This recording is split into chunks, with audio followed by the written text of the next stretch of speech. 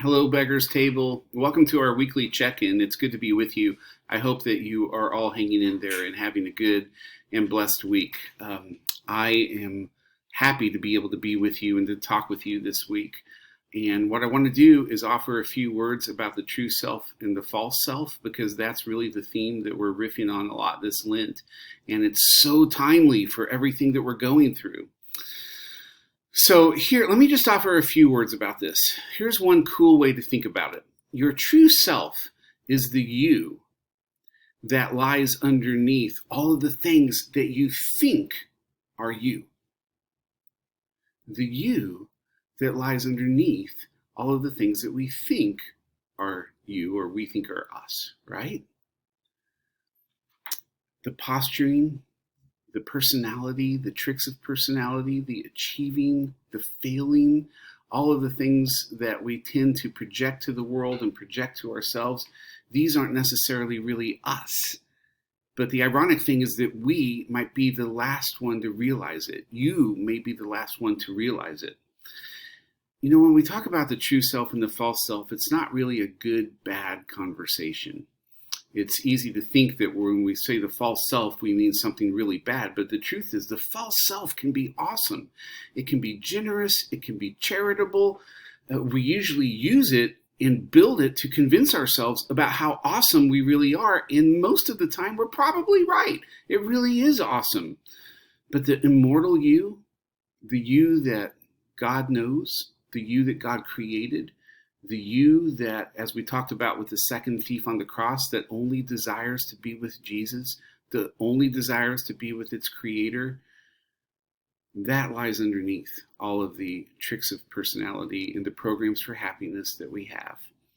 But the truth is that you that lies underneath all of it, it's absolutely beautiful. That's what I'm convinced of. And I guess that's what I want you to take away from this more than anything else. We're scared of our real self, but it's a beautiful, beautiful thing underneath. Now, I'm not convinced that we all know that or that we all realize that. You know, I was just thinking about The Walking Dead. The Walking Dead seems so timely for the season that we're in. And I've been watching The Walking Dead since season 1. And I can't even, maybe it's on season 8. I can't really remember right now, but it's probably more than that.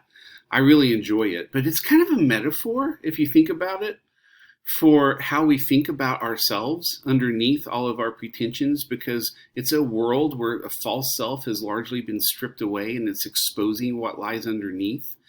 And what lies underneath is basically pretty ugly in the show, or at least most of the times it's ugly. People are kind of terrible. So we often say, boy, the real monsters on The Walking Dead are the people. They're not the monsters or the zombies.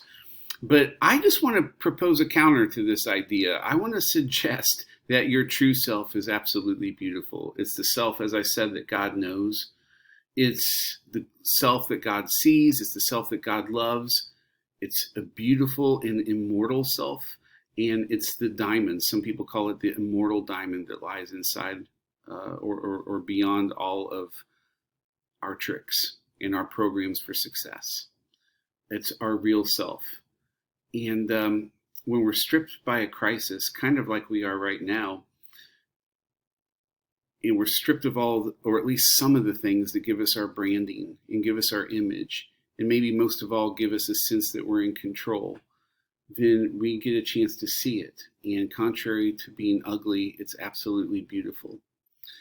So thank you for sticking with me through this. I'm going to close by sharing with you a video that I stumbled upon a couple of weeks ago. So I was supposed to speak at my friend's church, Redemption Church in Olathe, and it was right when the coronavirus was starting to really capture the imagination of everyone in the country, let alone the world. And so I was going to play this video in my sermon, but that was the week that everybody canceled their Sunday services. So I want to share it with you now. Now, the twist is that it's not as new now. It's not as novel now. There's a great chance that you've seen this or you've seen something like it before. It's a video of, among other things, the quarantined people in Italy singing together from the isolation of their own homes.